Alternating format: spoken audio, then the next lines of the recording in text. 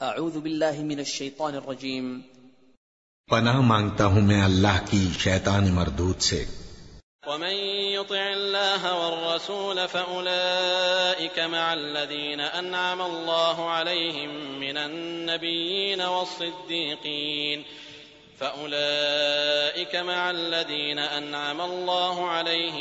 النبيين والصديقين والشهداء والصالحين وحسن أولئك رفيقا۔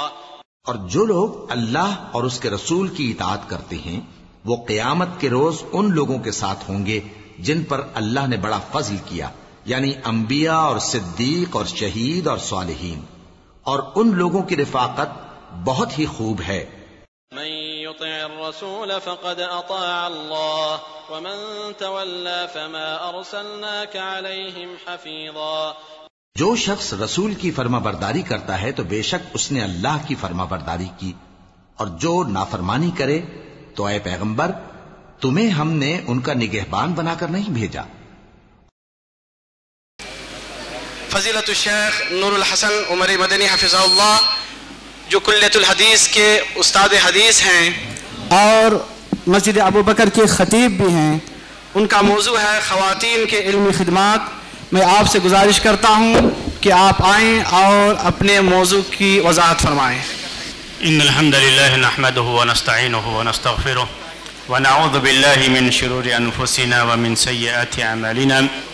من يهده الله فلا مضل له ومن يضلله فلا هادي له، واشهد ان لا اله الا الله وحده لا شريك له، واشهد ان محمدا عبده ورسوله۔ يا ايها الذين امنوا اتقوا الله حق تقاته ولا تموتن الا وانتم مسلمون۔ يا ايها الناس اتقوا ربكم الذي خلقكم من نفس واحده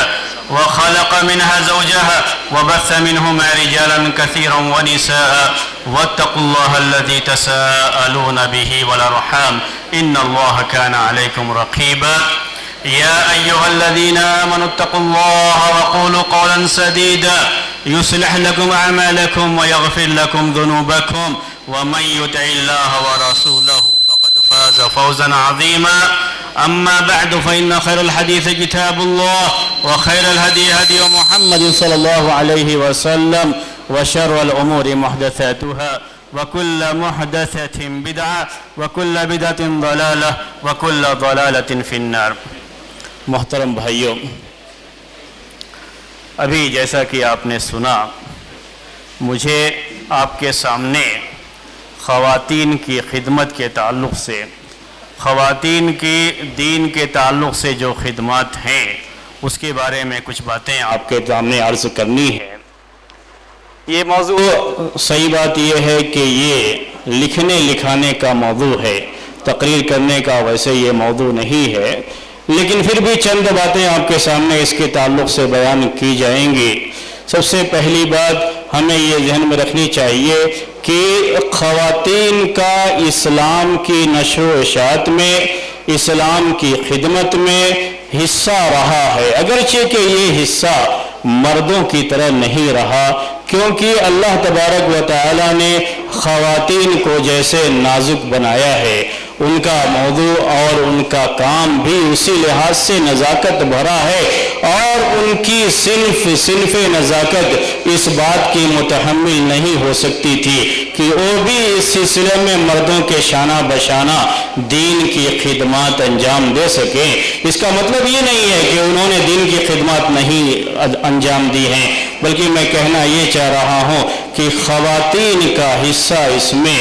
اس طرح کا نہیں ہے جیسے مردوں کا رہا ہے۔ اور میں نے آپ سے کہا کہ یہ موضوع کسی حد تک لکھنے لکھانے سے تعلق رکھتا ہے، اور اس میں ان باتوں کو پیش کیا جاتا ہے کہ خواتین نے کیا کیا خدمات انجام دی ہیں، لیکن پھر بھی چند باتیں آپ کے سامنے پیش کی جا رہی ہیں۔ سب سے پہلی بات، کسی بھی دین کی خدمت کے تعلق سے یا کبھی بھی کسی بھی معاملے میں اگر خدمت کی بات کہی جاتی ہے تو سب سے بڑا معاملہ اس کی نشر و اشاعت کا آتا ہے، اور اس کی طرف دعوت دینے کا آتا ہے، اور اسی طریقے سے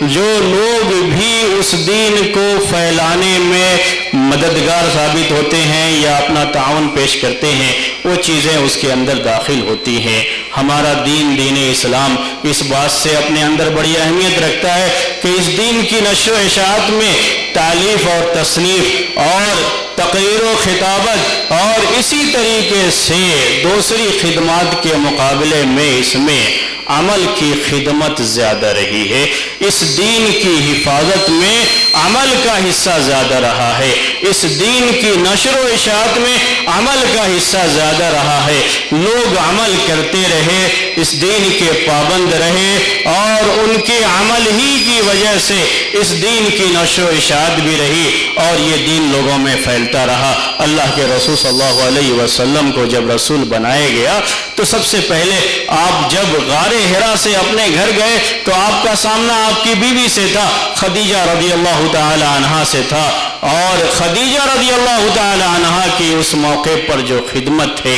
اس دین کے تعلق سے، اپنے شوہر کے تعلق سے، اور اس کے بعد بھی پوری زندگی جس طریقے سے انہوں نے اپنے مال سے اس دین کی خدمت کی ہے، اپنے عمل کے ذریعے سے، اپنی خدمت گزاری کے جذبے سے جس طرح سے انہوں نے اس دین کی خدمت کی ہے، یہ ساری کی ساری چیزیں اتنی مشہور ہیں، اتنی عام ہیں کہ اسے آپ کو بیان کرنے کی ضرورت نہیں۔ آپ میں سے ہر کوئی جانتا ہے، یہاں تک کہ اللہ کے رسول صلی اللہ علیہ وسلم ان کی اس خدمت کو اکثر سراہا کرتے تھے۔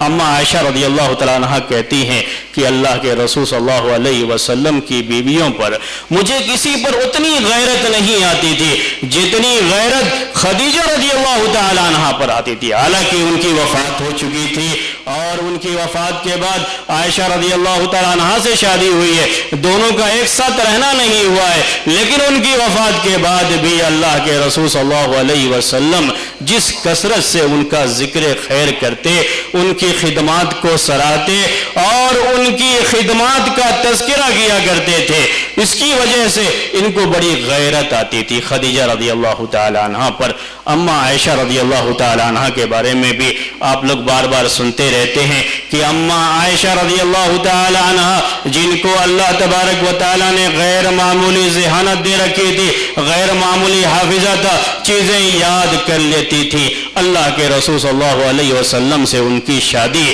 یہ بھی اللہ تبارک و تعالی کی تقدیر بھی ہے اور اللہ تبارک و تعالی ہی کی طرف سے اللہ کے رسول محمد صلی اللہ علیہ وسلم کو اشارات بھی ملے کہ یہ آپ کی بیوی ہونے والی ہیں،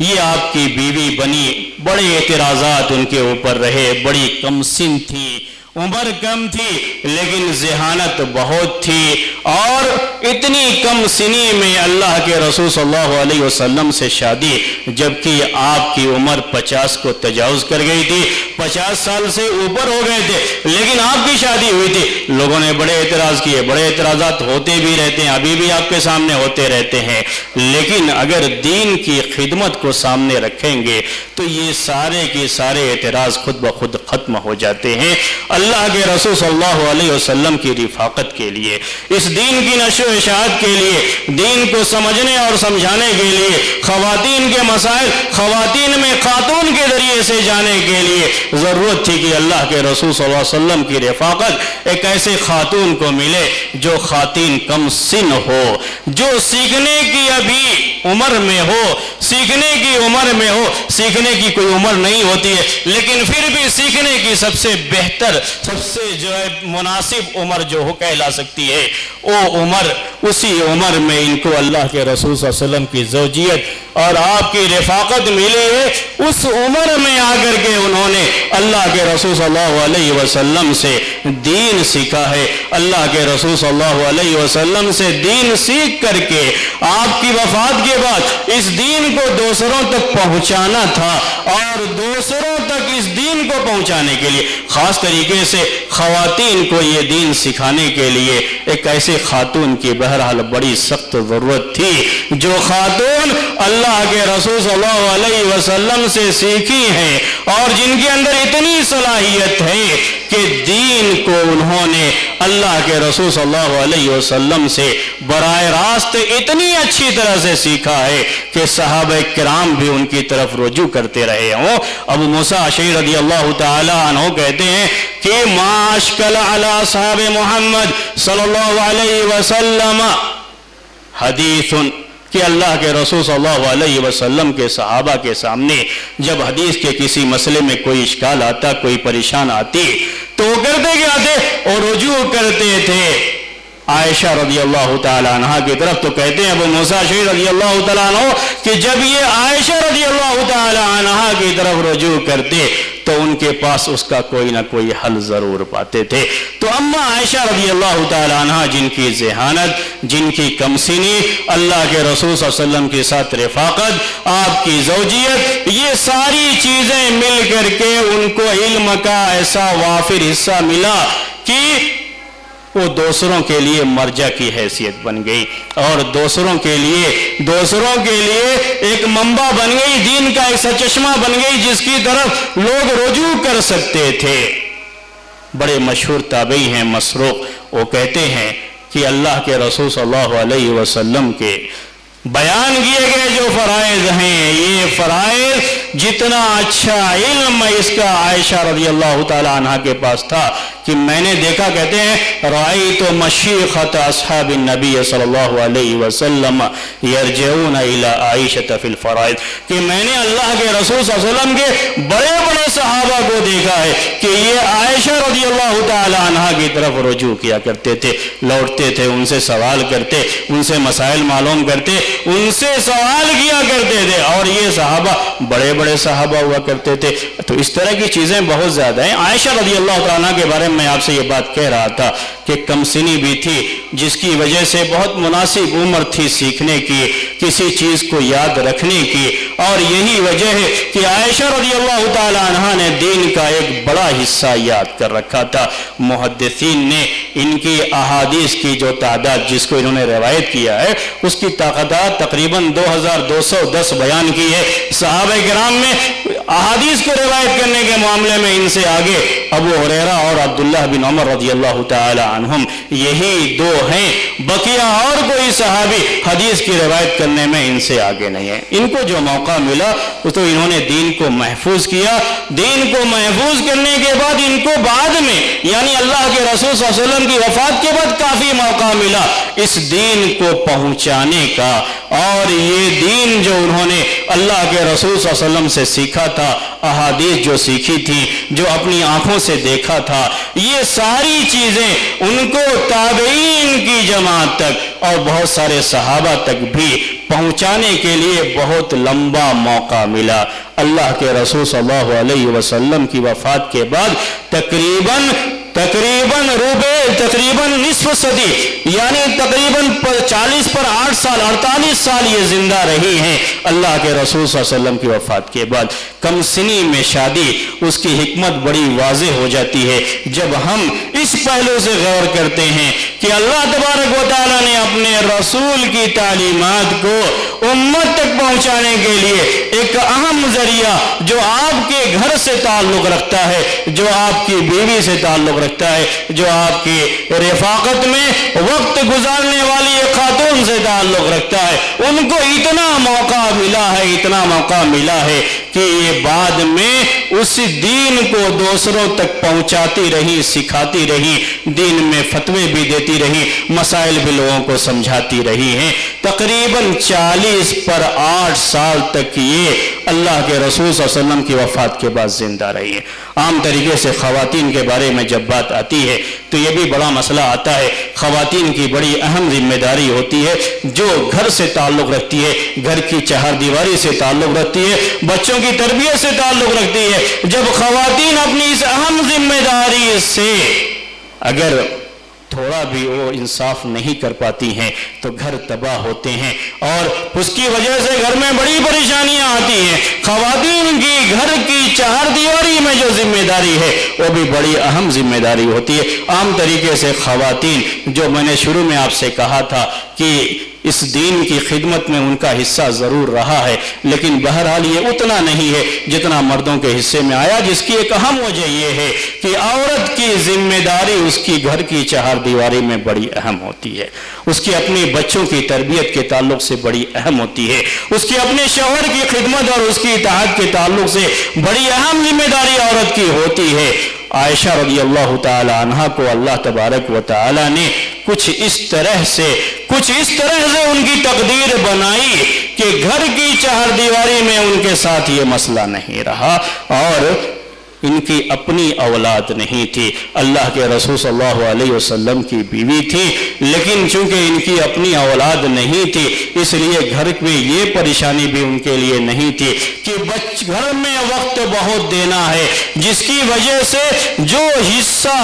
دین کی خدمت میں صرف ہونا ہے اس میں کمی آ سکتی ہے، کیونکہ بہرحال ایک عورت کو اس میں توازن رکھنا پڑتا ہے کہ اس کی گھر کی چہار دیواری کی جو ذمہ داری ہے اسے بھی ادا کرے، اور اگر اس کے ساتھ باہر کی ذمہ داری ادا کرتی ہے تو اور دونوں میں توازن رکھ لے جاتی ہے تو اس کے لیے بڑی اہم بات ہوتی ہے۔ تو یہ اللہ تبارک و تعالی ہی کی طرف سے میرے بھائیوں اس طرح سے پورا ماحول بنا، پوری جو ہے عائشہ رضی اللہ تعالی عنہ کے تعلق سے پورا ماحول ایسا تھا جو ماحول علم سیکھنے، سکھانے، دوسروں تک پہنچانے، دین کی نشر و اشاعت اور اس کی خدمت کے لیے انتہائی موزوں رہا، اور یقیناً عائشہ رضی اللہ تعالی عنہ نے اس خدمت کو انجام بھی دیا ہے۔ امام ابن حزم رحمۃ اللہ علیہ جو ایک بڑے مشہور عالم گزرے ہوئے ہیں، اپنی ظاہریت کے باوجود بعض باتیں جو بہت اہم کہتے ہیں۔ امام ابن حزم رحمۃ اللہ علیہ نے صحابہ کی جب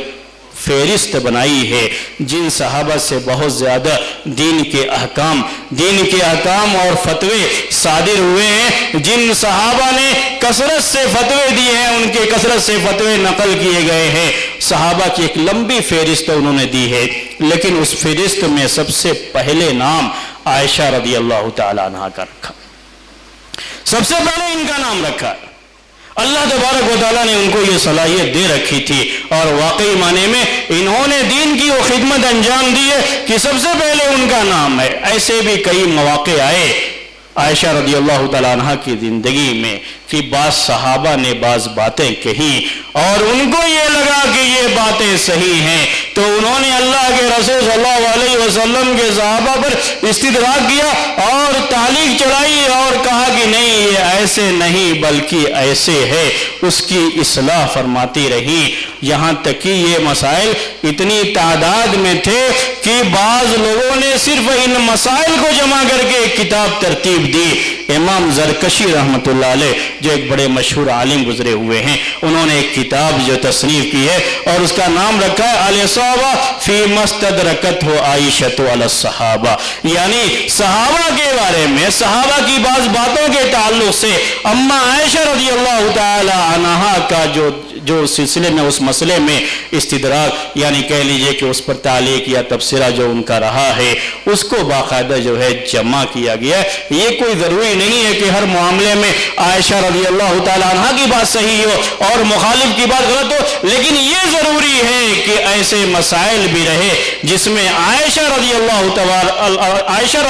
تعالی عنہ نے اپنی رائے دی، جو رائے دوسرے صحابہ جنہوں نے وہ رائے دی تھی ان کی صحابہ پر ایک طرح سے ان کی رائے پر ایک طرح سے استدراک تھا، یا اس پر ایک طرح سے کہہ لیجئے کہ ان کی نگاہ میں جو غلطی تھی اس کی اصلاح کر کے انہوں نے اسے پیش کیا۔ یہ تھا اما عائشہ رضی اللہ تعالی عنہ کا علم، ان کی خدمات اور ان کی خدمات کے تعلق سے چند باتیں۔ میں نے شروع میں آپ سے کہا کہ دین کی خدمت صرف دعوت و تبلیغ کے لیے تقریر کے ذریعے سے یا تحریر کے ذریعے سے اس طریقے سے نہیں، بلکہ زیادہ جو دین کی خدمت کی گئی ہے جس سے لوگوں کو فائدہ ہوا ہے وہ ہے عمل کے ذریعے سے دین کی خدمت، اور اس سلسلے میں خواتین مردوں سے کم نہیں رہی ہیں کہ انہوں نے اس دین پر عمل کر کے اس دین کو بروئے کار لا کر کے کس طریقے سے لوگوں کے سامنے عملی نمونہ پیش کیا ہے، عمل کرتی رہی ہیں۔ اللہ کے رسول صلی اللہ علیہ وسلم کی صاحبزادی فاطمہ رضی اللہ تعالی عنہا بار بار نام ہم سنتے رہتے ہیں اور بار بار ان کا تذکرہ ہوتا رہتا ہے، لیکن ان کے تعلق سے ایک حدیث میں آپ کے سامنے پیش کرتا ہوں۔ امام شعبی رحمۃ اللہ علیہ پیش کرتے ہیں، ان سے یہ روایت ہے، وہ کہتے ہیں کہ لما مرضت فاطمہ، جب فاطمہ رضی اللہ تعالی عنہا بیمار ہوئی، مرض الموت میں تھی، یعنی اسی بیماری میں پھر ان کا انتقال ہو گیا، بیمار ہوئی تو جا ابو بکر رضی اللہ تعالی عنہ لیدخل علیہا، ابو بکر رضی اللہ تعالی عنہ آئے اور ان کا ارادہ تھا کہ فاطمہ رضی اللہ تعالی عنہ کی بیمار پرسی کرے، بیمار پرسی کے ارادے سے آئے دروازے پر، آج جیسے اسلامی طریقہ ہے طریقے کے مطابق اجازت طلب کی، فاطمہ رضی اللہ تعالی عنہ کے شوہر علی رضی اللہ تعالی عنہ دروازے پہ گئے، دیکھا ابو بکر رضی اللہ تعالی عنہ اندر آنا چاہتے ہیں، اندر آنے کی اجازت طلب کر رہے ہیں، فاطمہ رضی اللہ تعالی عنہ کے پاس آئے اور کہا کہ جا ابو بکر یستأذن لیدخل علیک، ابو بکر آئے ہیں آپ کے پاس آنے کی اجازت طلب کر رہے ہیں۔ خلیفہ وقت تھے اس وقت، ابو بکر رضی اللہ تعالی عنہ خلیفہ تھے، خلیفہ ہونے کے باوجود بھی آئے ہیں دروازے پر، اندر آنے کی اجازت طلب کر رہے ہیں، اور علی رضی اللہ تعالی عنہ آ کر کے فاطمہ رضی اللہ تعالی عنہ سے پوچھتے ہیں کہ وہ اجازت طلب کر رہے ہیں، بتائیے آپ اجازت دیتی ہیں کہ نہیں؟ تو فاطمہ رضی اللہ تعالی عنہ نے کہا اپنے شوہر علی رضی اللہ تعالی عنہ سے کہ لو احببت اذنت لہ، اگر آپ پسند کرتے ہوں، آپ کو پسند ہو تو میں ان کو اجازت دیتی ہوں آنے کی، اگر آپ کو پسند نہیں ہے تو میں ان کو اندر آنے کی اجازت نہیں دیتی۔ یہ بات جب کہی انہوں نے تو بہرحال علی رضی اللہ تعالیٰ عنہ وہ تو ظاہر سے بات ہے یہی کہیں گے کیوں نہیں، میں چاہتا ہوں کہ وہ اندر آئے، انہوں نے وہی کہا، وہ اندر آئے۔ لیکن اس کو پیش کرنے کے بعد امام ذہبی رحمۃ اللہ علیہ کہتے ہیں کہ یہ دیکھیے فاطمہ رضی اللہ تعالی عنہا نے حدیث پر عمل کیا، یہ نہیں کہ اللہ کے رسول صلی اللہ علیہ وسلم کی بیٹی ہیں، صاحبزادی ہیں، بڑی چہیتی ہیں، اس لیے وہ ہر عمل سے اور ہر قانون سے مستثنا ہیں، کوئی اصول ضابطہ ان پر لاگو نہیں ہوتا، وہ بہت اونچے مرتبے کی ہیں، ہر قانون سے بالا تر ہیں، ایسا کچھ بھی نہیں۔ انہوں نے یہ تعلق چڑھائی، کہا کہ عاملت بالسنہ، اللہ کے رسول صلی اللہ علیہ وسلم نے حکم دیا ہے، حدیث میں حکم یہ دیا ہے کہ کوئی بھی خاتون اپنے شوہر کے گھر میں شوہر کی اجازت کے بغیر کسی کو اندر آنے کی اجازت نہ دے۔ اسی قانون پر، اسی شریعت پر انہوں نے عمل کیا اور کہا اگر آپ کو یہ چیز اچھی لگ رہی ہے کہ میں ان کو اجازت دوں تو ان کے لیے اجازت ہے، اسی حدیث پر عمل کیا۔ عمل کا میرے بھائیو یہی جذبہ تھا کہ یہ دین لوگوں میں پھیلا ہے اور دین کی نشر و اشاعت ہوئی ہے۔ اس دین کی سب سے بڑی خدمت عمل کے ذریعے ہی سے کی گئی ہے۔ اما عائشہ رضی اللہ تعالی عنہا کی بات چل رہی تھی، انہی کو لیجئے، صرف علم کی بات نہیں ہوتی ہے، یہاں معاملہ دین کی خدمت کا اگر ہے تو دین کی خدمت میں عمل کا بڑا دخل ہوتا ہے اور اس کی نشر و اشاعت میں اس کا بڑا دخل رہا۔ بعد کے دور میں محدثین کے اندر بھی یہی چیز پائی جاتی ہے کہ انہوں نے اگر حدیث کا علم حاصل کیا تو ساتھ میں اس پر عمل کرنا بھی سیکھا ہے، اس پر عمل بھی کرتے رہے ہیں۔ تو یہی معاملہ صحابیات کا رہا۔ اللہ کے رسول صلی اللہ علیہ وسلم کی بیوی اما عائشہ رضی اللہ تعالیٰ عنہ کے بارے میں یہ ہے کہ جب ان کے پاس کوئی مال آتا اسے فوراً خرچ کر دیا کرتی تھی۔ امیر معاویہ رضی اللہ تعالیٰ عنہ، امیر معاویہ رضی اللہ تعالیٰ عنہ کے دور کی بات ہے، ان کے بھانجے عروہ رضی اللہ تعالیٰ عنہ تابعی ہے، یہ عروہ یہ بیان کرتے ہیں کہ عائشہ رضی اللہ تعالیٰ عنہ کے پاس ایک مرتبہ امیر معاویہ رضی اللہ تعالیٰ عنہ نے تقریباً 1 لاکھ انہوں نے درہم بھیجے، 1 لاکھ درہم بھیجے۔ عائشہ رضی اللہ تعالیٰ عنہ کے پاس جب یہ درہم آئے تو انہوں نے وہ درہم پورے کے پورے اللہ کے راستے میں خرچ کر دیے۔ روزے سے تھی. اللہ کے رسول صلی اللہ علیہ وسلم کی وفات کے بعد ان کے اکثر دن روزے سے ہی گزرا کرتے تھے, روزہ رکھا کرتی تھی, روزے سے تھی. ان کی لونڈی بریرہ رضی اللہ تعالی عنہا جو اس وقت لونڈی نہیں تھی لیکن ان کے ساتھ رہا کرتی تھی, بریرہ رضی اللہ تعالی عنہا نے یہ کہا کہ آپ روزے سے ہیں, اگر آپ 1 درہم سے اپنے لیے گوشت منگا لیتی تو آپ کے لیے افطار کا انتظام ہو جاتا تھا. تو انہوں نے کہا پہلے نہ یاد دلانا چاہیے تھا, آپ کہہ رہی ہو. تو عائشہ رضی اللہ تعالیٰ عنہ کا یہ معاملہ کہ اگر 1 لاکھ درہم آئے, ایک دوسری روایت میں یہ بھی بیان ہے کہ عبداللہ بن زبیر رضی اللہ تعالیٰ عنہما نے ان کے لیے 1,80,000 درہم اپنے دور میں انہوں نے بھیجے عائشہ رضی اللہ تعالیٰ عنہ کے پاس, اور انہوں نے اسی مجلس میں وہ پورے درہم غریبوں مسکینوں میں تقسیم کرا دیے تھے. اس موقع پر بھی یہ بات ہے, روزے سے تھی اور افطار کیا روٹی اور تیل سے, صرف زیت جو ہے تیل سے صرف روٹی اور تیل سے افطار کیا. ان کے اپنے افطار کے لیے کوئی بڑی مرغن غذا, کوئی جو ہے بڑی جو ٹیسٹی یا بہت ہی لذیذ قسم کی کوئی غذا رہی ہو, ایسا کچھ بھی نہیں رہا. خود عروہ کہتے ہیں ان کے بھانجے کہ اللہ کے عائشہ رضی اللہ تعالی عنہا نے اتنے درہم آئے سب خرچ کر دیا, لیکن ان کی اپنی قمیص پیوند لگی ہوئی تھی, پیوند لگی ہوئی قمیص پہن کر کے انہوں نے سارا مال اللہ کے راستے میں خرچ کر دیا. یہ عمل کا یہ جذبہ, عمل کی یہ چیز بڑی اہمیت رکھتی تھی جو ان کے اندر رہی. ایک دوسری ام المؤمنین زینب رضی اللہ تعالی عنہا کے بارے میں بھی بات بار بار آپ سنتے رہتے ہیں اس طرح کے کہ کس طریقے سے وہ اللہ کے راستے میں خرچ کرتی تھی. اللہ کے رسول صلی اللہ علیہ وسلم کی وفات کے بعد جب عمر رضی اللہ تعالیٰ عنہ کا دور خلافت آیا تو عمر رضی اللہ تعالیٰ اپنے دور میں اللہ کے رسول صلی اللہ علیہ وسلم کی بیویوں کے لیے جو بھیجتے تھے, جو مال آپ کے پاس آتا تھا اس میں سے ان کے لیے بھی بھیج دیا کرتے تھے. تو اس طرح سے کچھ مال بھیجا انہوں نے ام المومنین زینب رضی اللہ تعالی عنہا کے پاس. جب یہ مال پہنچا تو مال کو دیکھ کر کے انہوں نے یہ سمجھا کہ شاید ساری بیویوں کا یعنی پوری امہات المومنین کا مال ان کے پاس آ گیا ہے کہ اب یہ ذمہ داری ادا کرے کہ یہ مال دوسری جو بیویاں تھیں اللہ کے رسول صلی اللہ علیہ وسلم کی دوسری امہات المومنین ہیں ان تک یہ تقسیم کر دیں. ان کو بڑا عجیب لگا یہ ذمہ داری, اور ذمہ داری کا یہ بوجھ اٹھانا ان کو بڑا مشکل کام لگا. اور یہی ہے جب آدمی ایک ذمہ داری کو ذمہ داری سمجھ کر کے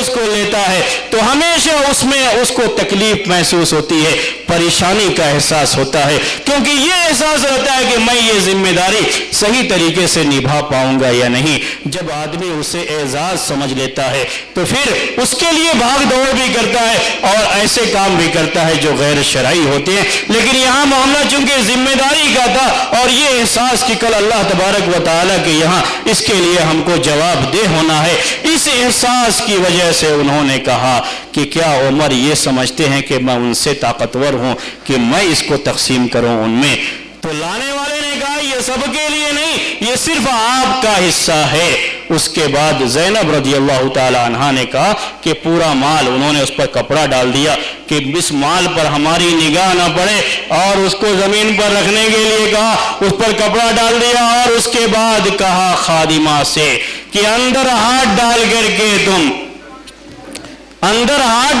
کے نکالو, ایک مٹھی میں جتنا آتا ہے درہم وہ لے جا کر کے فلاں کو دے دو, کسی غریب مسکین یتیم, اور ان کے رشتہ داروں میں خاص طریقے سے جو غریب مسکین تھے ان کو نام لے کر کے کہا کہ جاؤ فلاں کو دے دو, فلاں کو دے دو. اس طریقے سے پورا مال وہیں پر انہوں نے تقسیم کر دیا, گن کر بھی تقسیم نہیں کیا, اس لیے کہ اللہ کے رسول صلی اللہ علیہ وسلم کا یہ حکم ہے اللہ کے راستے میں دو, اللہ کے راستے میں خرچ کرو. وَلَا تُحْسِنْ فَيُحْسِنِ اللَّهُ عَلَيْكَ. عائشہ رضی اللہ تعالیٰ عنہ سے آپ نے کہا تھا دو, گنو مت ورنہ اللہ تبارک و تعالیٰ بھی گن کر کے دے گا. تو یہ معاملہ, یہ حدیثیں جو امہات المومنین کے سامنے تھی پورا خرچ کر دیا. اس میں صرف 85 درہم بچے تھے جو بعد میں اس خادمہ کے حصے میں آئے جس خادمہ نے اس کو تقسیم کیا تھا, اور انہوں نے اس موقع پر یہ بات کہی کہ اے اللہ دوبارہ میری زندگی میں عمر کی طرف سے پھر کبھی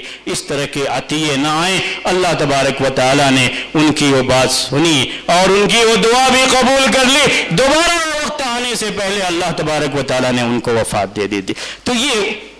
زینب بنت جہش رضی اللہ تعالی عنہ کے بارے میں بات تھی۔ امہات المومنین کا یہ طریقہ تھا، ان کے بارے میں یہ باتیں تھیں۔ ام سلیم رضی اللہ تعالی عنہ کے بارے میں آپ جانتے ہیں، ام سلیم جو بڑی عظیم خاتون تھی اور دین کی خدمت جو دعوتی انداز سے انہوں نے دیا اور دین پر عمل کر کے دین کی خدمت جو انہوں نے ادا کی ہے، اگر آپ اس کے بارے میں بھی سنیں گے تو بالکل آپ کے سامنے یہ بات واضح ہوگی کہ کس طریقے سے یہ اسلام کی داعیت تھی، اسلام کی طرف دعوت دینے والی۔ ان کا اپنا معاملہ یہ کہ انہوں نے اسلام قبول کر لیا۔ اسلام قبول کر لینے کے بعد جب ان کے شوہر جو مالک تھے اس وقت انس رضی اللہ تعالیٰ عنہ کے والد انس تھے، وہ آئے اور آ کر کے گھر میں انہوں نے سوال کیا کہ سنا ہے کہ قد صبوتی، ان سے کہا قد صبوتی، لگتا ہے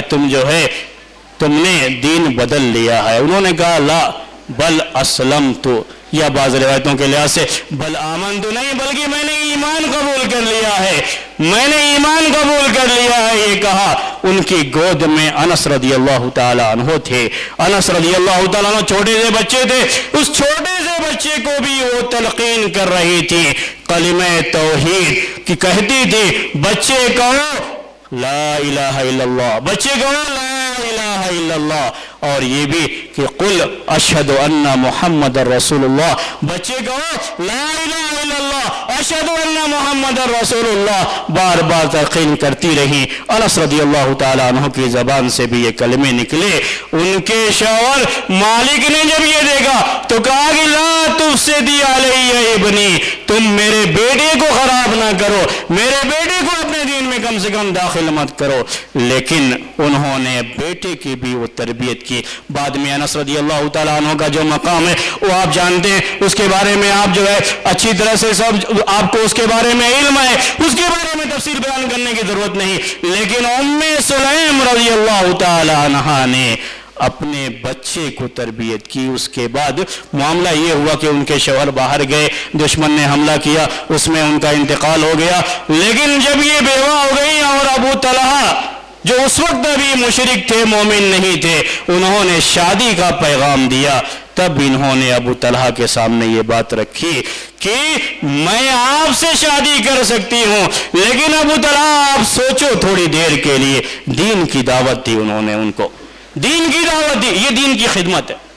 دین کی دعوت دی، اور کہا ابو طلحہ تم خود سوچو کہ ایک پتھر کا بت ہے، تم اسے پوجتے ہو، نہ تمہیں نقصان پہنچا سکتا ہے نہ نفع پہنچا سکتا ہے۔ کہا ایک لکڑی ہوتی ہے، تم ایک بڑھئی کے پاس نجار کے پاس لے کر کے جاتے ہو، وہ اس سے بت کو تراشتا ہے اور تم اس کے سامنے سجدہ کرتے ہو، اس کو مانتے ہو، وہ تمہیں کیا نفع نقصان پہنچا سکتا ہے؟ کہتے ہیں ابو طلحہ کہ میرے دل میں ان کی یہ بات آئی۔ بعد میں انہوں نے یہ کہا کہ کیا میں اسلام قبول کر لوں تو تم مجھ سے شادی کر دو گی؟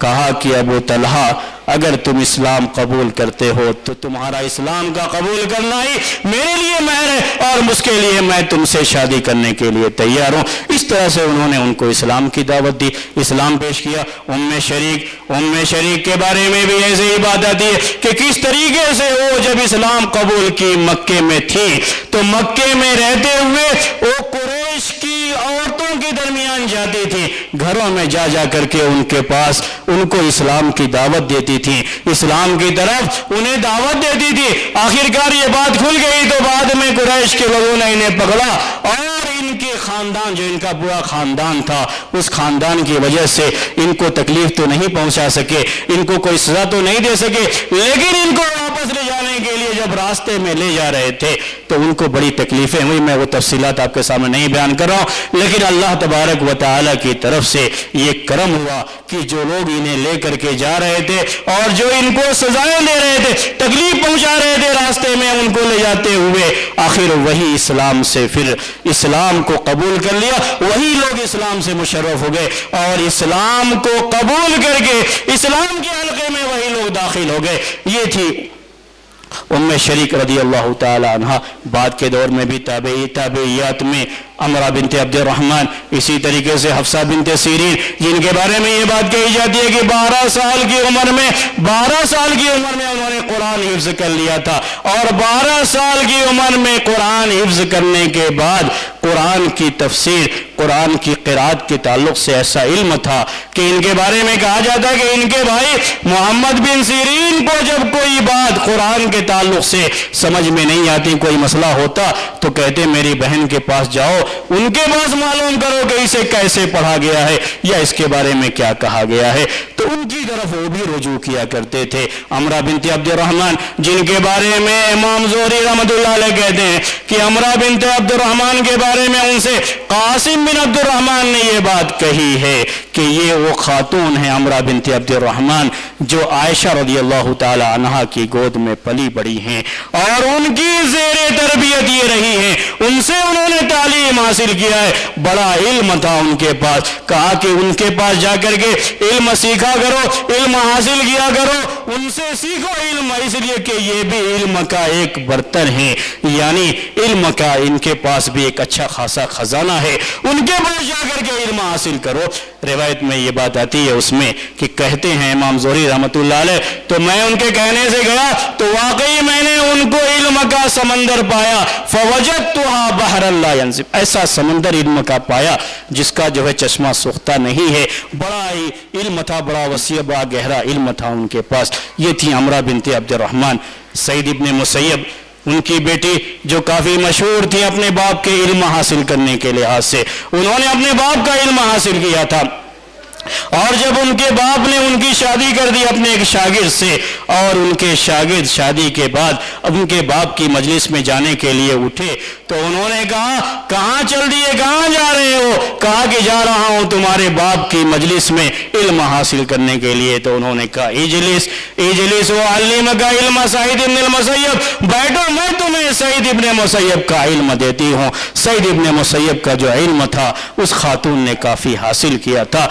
ये बातें थी मेरे भाइयों सहाबियात और ताबेइयात के दौर की। मैं हिंदुस्तान के ताल्लुक़ से भी एक मिसाल आपके सामने पेश करता हूँ। हिंदुस्तान के एक बड़े मशहूर बादशाह मुगलिया दौर के, जो बड़े मशहूर, बड़े नामवर, बड़े इंसाफ पसंद ताजदार हैं, औरंगज़ेब, जिनके बारे में आप में से हर कोई जानता है, जो अपने ज़ुहद व तक़वा के लिए भी मशहूर है और अपने इंसाफ के लिए भी और अपनी वसी हुकूमत के लिए भी। हिंदुस्तान के एक मशहूर मुगल बादशाह औरंगज़ेब, इनकी बेटी जिनका नाम ज़ैबुन्निसा है, ज़ैबुन्निसा, इनके बारे में ये बात आती है कि ये कुरान की हाफिजा थी, कुरान उनको याद था और कुरान की तफसीर का भी अच्छा इल्म रखती थी और कुरान की तफसीर करती थी, और इन्होंने किताब भी लिखी है कुरान की तफसीर में। और इनके बारे में लिखने वालों ने यह बात लिखी है कि इनकी कुरान की तफसीर में जो खवातीन की तफसीर लिखी हुई तफसीर है, उनमें सबसे पहली तफसीर इनकी मानी जाती है जो किसी खातून के हाथ से कुरान की लिखी हुई तफसीर, ये ज़ैबुन्निसा जो कि आलमगीर की बेटी थी, उन्होंने तफसीर लिखी है। लेकिन बहरहाल चलते चलते मैं आपके सामने ये बात भी अर्ज कर दूं, शुरू में भी मैंने ये बात कही थी कि खवातीन के अपने मसाइल होते हैं। कभी कभी तकरीर के जोश में कोई शख्स ये कह जाए कि एक दो नहीं, हजारों जो है खवातीन हैं जिनकी खिदमत दीन के ताल्लुक से बहुत अहम है। मेरे भाइयों, जहाँ तक अमल की ताल्लुक से बात है, जहाँ तक घर की चाह दीवारी के ताल्लुक से बात है, जहाँ तक बच्चों की तरबियत से मुतालिक बात है, इसमें कोई शुबा नहीं है कि खवातीन का इस सिलसिले में बड़ा अहम किरदार रहा है। लेकिन उसकी इस अहम ज़रूरत की वजह से ऐसा बहुत कम रहा है कि खवातीन के इल्मी हल्के लगते रहे हों या खवातीन ने बहुत ज़्यादा इल्म की तसनीफ और तालीफ में हिस्सा लिया हो। ये ज़रूर है कि बाकायदा मुहद्दिसीन के यहाँ जो अस्माए रिजाल की किताबें हैं, उन किताबों में एक जिल्द उनकी भी रहती है, उन खवातीन के बारे में भी रहती है जो खवातीन हदीस की रिवायत करने में जिनका नाम आया हुआ है। लेकिन इनमें से अक्सर खवातीन के बारे में ये मसला है कि उनको मजहूल शुमार किया जाता है। मजहूलात जो है यानी उनके बारे में मालूमात नहीं है कि इनका जो है कैसा रहा मामला, इसीलिए उनकी रवायतें जो है ज़ईफ़ के दर्जे में आती है। लेकिन जो खवातीन इस सिलसिले में मारूफ मशहूर थी, जिन्होंने बड़ी खिदमत अंजाम दी। अल्लाह के रसूल सल्लल्लाहु अलैहि वसल्लम के ज़माने में सहाबियात और आपके ज़माने के बाद और सहाबियात के बाद ताबेइयात और उसके बाद भी जो ख़वातीन वाकई माने में मशहूर थी, इल्मी खिदमत भी उनकी रही है और उनकी दीनी खिदमत रही है, वो भी कम नहीं है। लेकिन फिर भी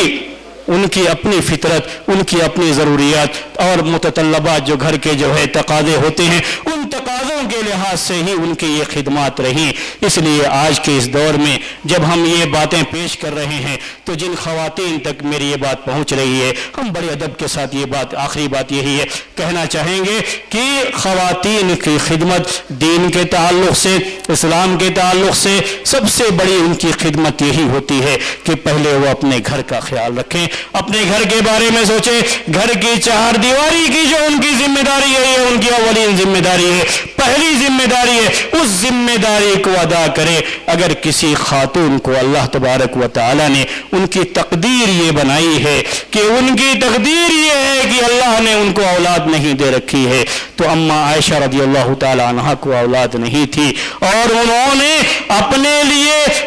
लिए इल्मी इतनी औलाद बना ली है जो क़यामत तक उसका सिलसिला चलता रहेगा। तो वो खातून खास तरीके से इल्म के मैदान में, इल्म की खिदमत के ताल्लुक से और दीन की खिदमत के ताल्लुक से जो उनके पास वक्त बचता है उसको गुजारने की, उसको अदा करने की और दीन की खिदमत अदा करने की वो कोशिश करें। उनके लिए बड़ा बेहतरीन मौका होता है कि अल्लाह तबारक व तआला ने उनको ये मौका दिया है कि वो दीन की खिदमत बढ़ चढ़ करके कर सके। हम ये चाहते हैं कि वो सही से दीनी इल्म हासिल भी करे और साथ ही साथ उसको पहुंचाने के लिए भी, उसकी खिदमत के लिए भी वो पूरी कोशिश करे। उनके पास मौका होता है, वरना आम तरीके से खवातीन के लिए ये बात, आम बात यही है कि अपनी